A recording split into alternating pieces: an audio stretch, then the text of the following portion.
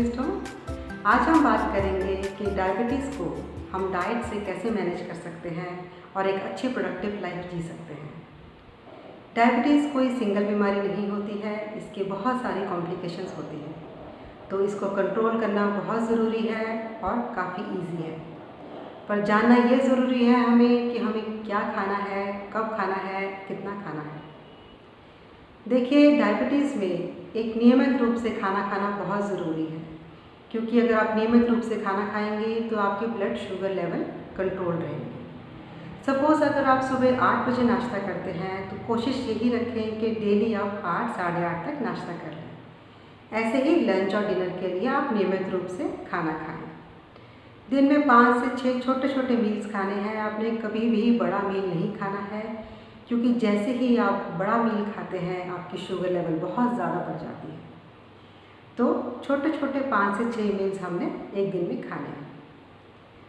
Total calories कितनी खानी है, बहुत ज़्यादा ज़रूरी है। पूरे दिन में हमने 1500 से लेकर 1600 अप टू 1600 कैलोरीज पूरे दिन में हमने खानी है।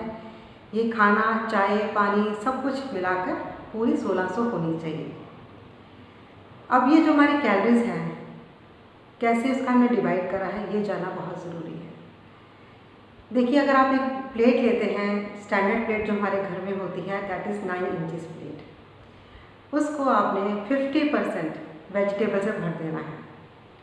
चाहे वो आप कुक वेजिटेबल खाएं, सैलड खाएं, आप स्टर फ्राई करके खाएं, आप इसे बॉईल करके खाएं, 50% आपकी थाली में वेजिटेबल्स होनी चाहिए, क्योंकि वेजिटेबल्स के अंदर बहुत सारा फाइबर होता है और ये शुगर कंट्रोल करने में बहुत हेल्प करता है।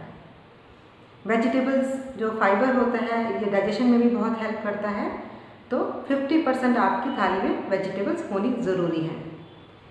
अब वेजिटेबल्स में आप सीजनल वेजिटेबल खाएं पहली बात तो, और कौन कौन सी वेजिटेबल खा सकते हैं इसके बारे में हम बात करेंगे।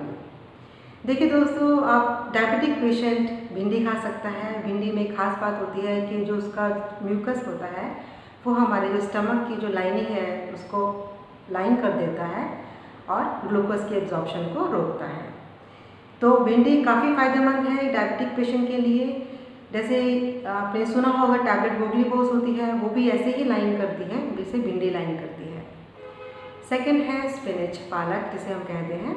पालक हाई फाइबर एक वेजिटेबल है, बहुत ज़्यादा फॉलिक एसिड होता है, ग्रीन लीफ वेजिटेबल्स में वाइटामिन्स होते हैं, तो पालक आप ज़रूर अपने खाने में ऐड करें।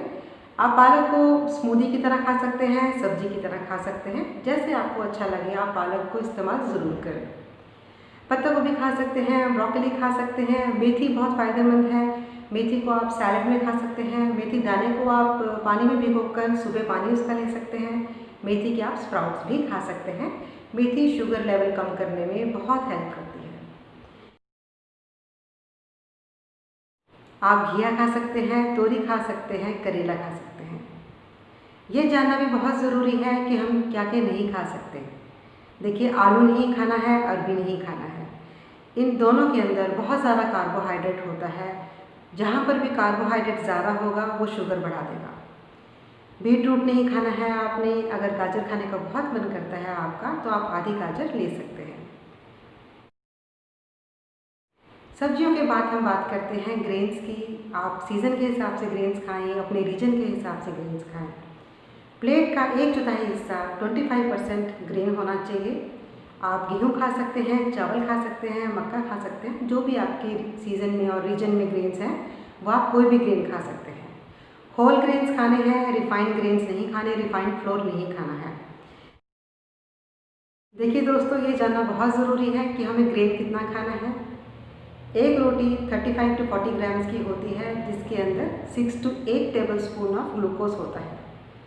तो एट अ टाइम आपने 2 से ज़्यादा रोटी नहीं खानी है और एक ही ग्रेन खाना है। रोटी खा रहे हैं तो रोटी खाएं, चावल खा रहे हैं तो चावल खाएं। अगर आप चावल के शौकीन हैं तो चावलों के अंदर बहुत सारी सब्जियां डालकर खाएं, ताकि आपकी ग्लूकोज एकदम से ना बढ़ जाए। एक सिंपल सा मैं आपको रूल बताती हूँ। आप अपनी मुट्ठी बनाएं, ग्रेन, कुक्ड ग्रेन आपकी मुट्ठी के बराबर होना चाहिए। इससे ज़्यादा ग्रेन आपने नहीं लेना है, क्योंकि ग्रेन्स 80% कार्बोहाइड्रेट होते हैं। आगे हम बात करेंगे जो हमारा 1/4 हिस्सा रह गया है प्रोटीन्स का। 25% जो प्रोटीन होने चाहिए हमारे। प्रोटीन्स दालों से मिलते हैं। आप राजमा खा सकते हैं, चने की दाल खा सकते हैं या कोई भी दाल आप खा सकते हैं, पर 1 कटोरी कुक्ड दाल से ज़्यादा आपने एट अ टाइम नहीं खाना है, क्योंकि दालों के अंदर भी 60% कार्बोहाइड्रेट होता है। सारी जो गेम है ना दोस्तों, वो कार्बोहाइड्रेट की है। अगर आप ये समझ जाओगे तो शुगर मेंटेन करना आपके लिए बहुत ही ईजी है। तो 1 कटोरी कुक्ड दाल से ज़्यादा आपने कार्बोहाइड्रेट नहीं खाना है। अगर आप एग्स लेते हैं तो आप एग वाइट 1 या 2 एग वाइट आप डेली खा सकते हैं। डायबिटीज़ में हम कौन कौन सा फ्रूट खा सकते हैं ये जानना बहुत ज़रूरी है।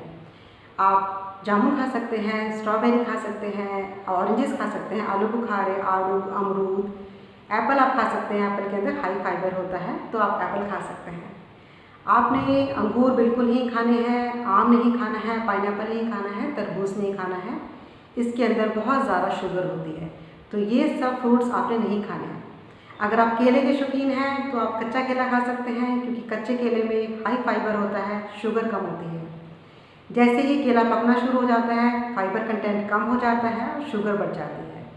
तो ध्यान रहे, अगर आप केला खाना है तो आपने कच्चा केला खाना है। जब भी आप फ्रूट्स लें, होल फ्रूट्स लें, छिलके के साथ लें। जूस बना के आपने नहीं पीना है, क्योंकि जूस में फाइबर नहीं होता है और हमारी शुगर एकदम से बढ़ा देता है। आप ड्राई फ्रूट्स खा सकते हैं। ड्राई फ्रूट्स में आप बादाम खा सकते हैं, वॉलनट्स खा सकते हैं। इनके अंदर गुड फैट्स होते हैं, फाइबर होते हैं और ओमेगा 3 होते हैं।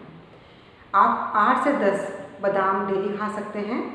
आपने काजू नहीं खाना है, पिस्ता नहीं खाना है। अगर आप पीनट्स खाते हैं, मूंगफली खाते हैं, तो आपने 1 से वीक ही खाना है। आप घर का खाना खाएं, सीज़न के हिसाब से खाना खाएं। प्रोसेस्ड फूड नहीं खाना है, पैक्ड फूड नहीं खाना है, बेक्ड बट नॉट फ्राइड, 0 कैल, इन सब चीज़ों में आप ना आएँ। ये सिर्फ एक मार्केटिंग गिमिक होता है। आप घर का खाना खाएं और कैलोरीज को ध्यान में रखते हुए खाना खाएं। खाने के साथ साथ एक्सरसाइज भी उतनी ही इम्पॉर्टेंट होती है। 30 to 40 मिनट डेली एक्सरसाइज करनी है। मैंने एक वीडियो बना रखा है एक्सरसाइज के ऊपर, अगर आपने वो नहीं देखा है तो प्लीज़ जाके देखें कि डायबिटिक्स को कितनी एक्सरसाइज करनी है। स्ट्रेस मैनेजमेंट के लिए योगा करें, मेडिटेशन करें, ये बहुत हेल्प करते हैं। स्ट्रेस को कंट्रोल करना डायबिटीज़ में बहुत ज़रूरी है, क्योंकि स्ट्रेस से हमारे ग्लूकोज लेवल बढ़ जाते हैं। आई होप आपको ये सब टिप्स ज़रूर काम आएंगे। प्लीज़ इन चीज़ों को फॉलो कीजिए और डायबिटीज़ को आप थोड़ा सीरियसली लीजिए कि बहुत ही ईजिली मैनेज हो सकती है और आप एक अच्छी प्रोडक्टिव ज़िंदगी जी सकते हैं। Thank you so much.